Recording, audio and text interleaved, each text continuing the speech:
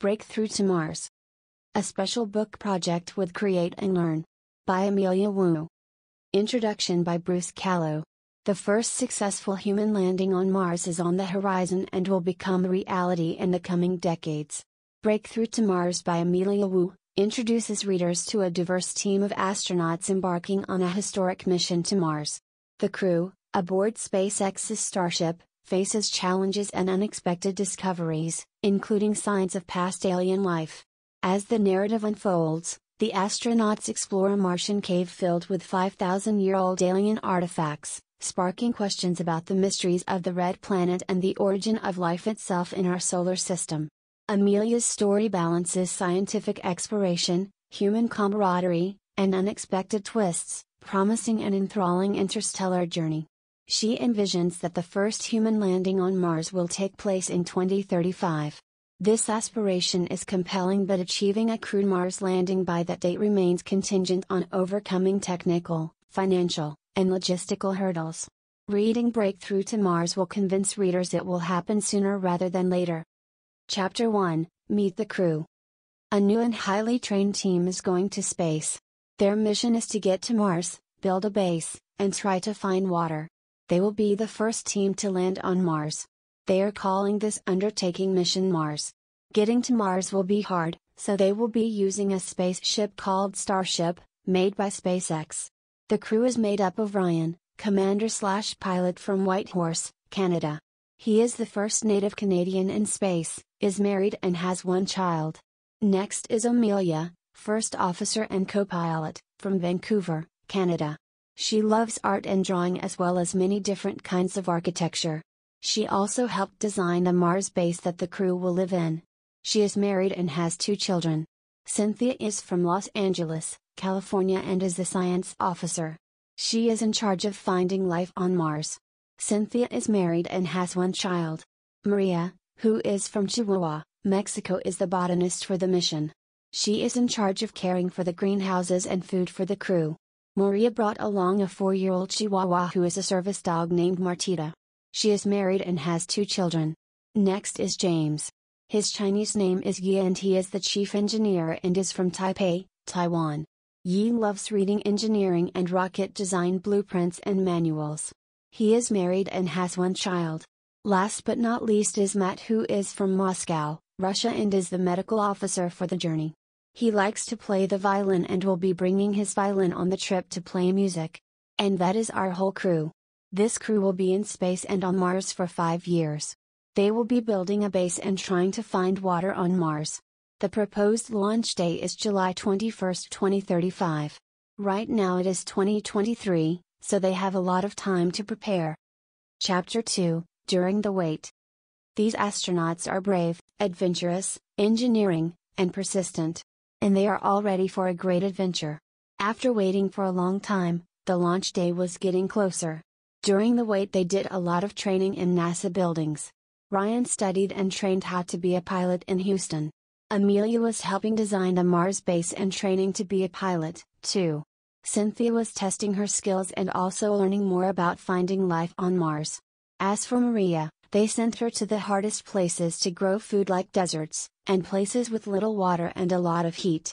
James was with a group of engineers who were building and tinkering with equipment. Matt was the medical doctor, so he was gathering the necessary equipment and learning how to use it on the mission. It had been a long time since the members of the crew had gone to space. Ryan and Cynthia had walked on the moon during the Artemis program, but some of them had forgotten a few things. They went over how to use equipment on the ship and when to use it. Another group of SpaceX engineers made a few little tweaks to the rocket and also planned the base on Mars.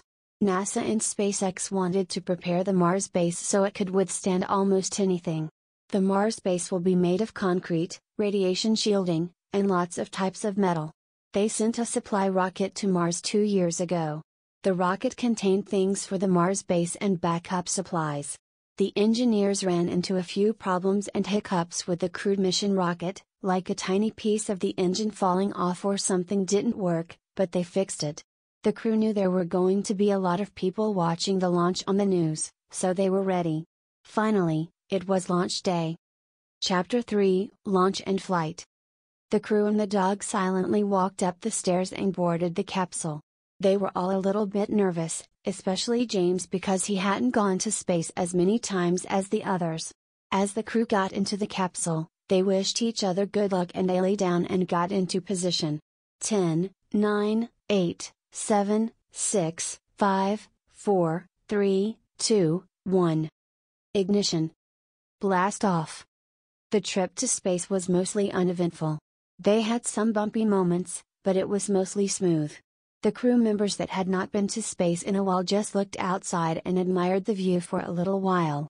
The rest of the crew controlled the ship, looked around, worked in the ship, updated ground control, and played with the service dog, Martita. It's been about 4 months and they are getting closer to the red planet. It will take about 7 months to get to Mars, so they still have a long way to go. Martita was one of the problems, though, chasing floating equipment and bumping into the crew members too. Eventually the dog calmed down and decided to take a nap. James and Cynthia then went outside for a spacewalk, without the dog. They checked the spaceship for any problems and they found that the communications antenna was broken. James went inside and got a spare antenna, then came out and fixed it. It took them about 2 hours to replace the antenna and finish their spacewalk. The crew looked outside the window a few hours later and Mars was getting pretty big. They all got excited and started talking about what they might do on Mars. Amelia shouted, "The first thing I'm going to do when we get to Mars is to walk around and eat something." "And I am going to decorate the base," yelled James. They excitedly kept talking and talking as they got closer and closer to Mars. Chapter 4, Landing and Discovery. The crew landed safely on Mars and began to roam and do the things they said they would do. When they came back to the base, it was well decorated and everything was in place, including the kitchen, sleeping areas, and the laboratory. The crew took a few seconds to look around then got to work. Maria started planting food, Cynthia started a few experiments, and James finished up a few details on the base. Cynthia went out and started to look for a source of water and life. She came back a few minutes later to report that she saw nothing and went inside the base to rest. Amelia and Ryan unboxed more of the supplies, including building materials and tools that had been sent to Mars in a supply rocket, and finished things up on the ship. A while later Cynthia came back from another 5 kilometers expedition to tell them that she had found a trace of some kind of life source. She had found a few bones that were pretty far from the base. At least she thought they were bones, they had some dust that hid them, but Cynthia's careful investigation had found them. There were 2 bones on the ground that were the pieces of one but wouldn't fit together and they were slightly reddish and orangey. After a few minutes of study, Cynthia was sure they were bones. The rest of the crew was surprised and happy. Ryan reported the discovery to ground control and the crew all started screaming yay! And woohoo! The excited crew boarded the Mars rover and headed in the direction of the bones. They had no idea what they had just found, but they were ready to find out. Chapter 5, The Bones. Cynthia stopped their vehicle and knelt down on the bones. They were still there but they looked like they'd been stepped on? No, they had been moved, but by what? Then something very strange happened. A huge gust of wind came at Cynthia. The crew looked around frantically, but they saw nothing. Then there was another big gust of wind. Red sand swirled wildly everywhere in the wind. The crew stood up and nervously walked in that direction but there was nothing so they went back to the base. The moment they got back to the base, ground control said they had picked up a slight breeze, which was unusual. Ground control said they would report anything else they found. Luckily, Cynthia had taken a few photos of the bones. She laid them out on the table and carefully examined them. Maria came over with the dog and asked what she was doing. As Cynthia explained what was going on, Martita, curiously sniffed at the photos. Suddenly, Maria had a great idea. She suggested that if Cynthia brought the bones to the base, Martita could sniff them and lead them to where the bones came from. And that's exactly what they did. Chapter 6, The Aliens. Cynthia brought one bone shard to the base just as Martita rushed out. Martita sniffed the bone then started running away. The crew followed her until they came to a giant cave. It wasn't really far from the base, but it wasn't close either. As they walked into the cave, they saw bones, archives, and a broken UFO. There were many bones in the middle of the cave. The crew thought that aliens had once lived here because of the UFO. And they had never seen something like it before. The crew's first reaction on seeing inside the cave was shock. They felt this way because they were the first to find evidence of life on another planet and they weren't sure what to do. As they examined the items in the cave, they found some pretty cool stuff, including something that looked like food. But they kept looking because they were sure there was something even more important. Chapter 7, Life on Mars? After thinking for a while, Cynthia thought that aliens had come to Mars from a different planet or universe about 5,000 years ago. The aliens stayed on Mars for a long time until something happened to them. Cynthia thought that what happened to the aliens was like what had happened to dinosaurs on Earth. Maria found a few English words in the archives, which was pretty surprising. And they found what looked like a very old computer. It didn't work, so they decided to take it back to the base with them. The crew decided to take some of the bones back, and leave some in the cave. Cynthia had made a map before they went on the trip, so she marked where the cave was on the map. The crew brought some of their discoveries back to their base and Matt checked the bones over and said that the bones were completely safe. The bones were kind of like human bones, but some of them were curved or really tiny. By studying the bones and other items, the astronauts concluded that the aliens were pretty advanced in technology. Chapter 8, The Alien Items. When the crew got back to base, they reported what they had seen to Mission Control.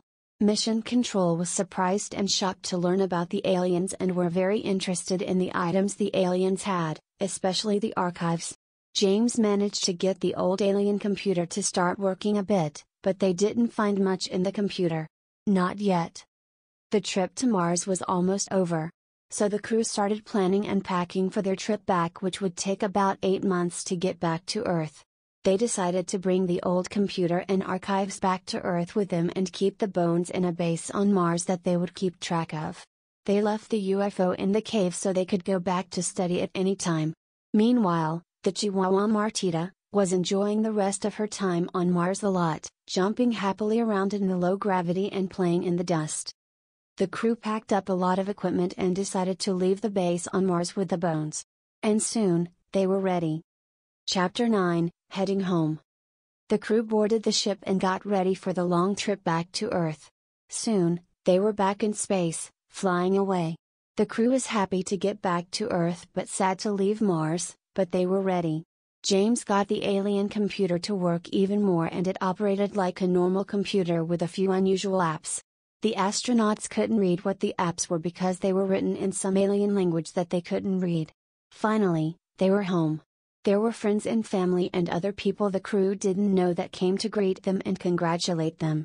They felt happy that they were back on Earth and went back to their normal lives. The crew, along with other teams of scientists, was still studying the bones, the alien computer and archives. But one thing is for sure, this would be a day that they would never forget. The end.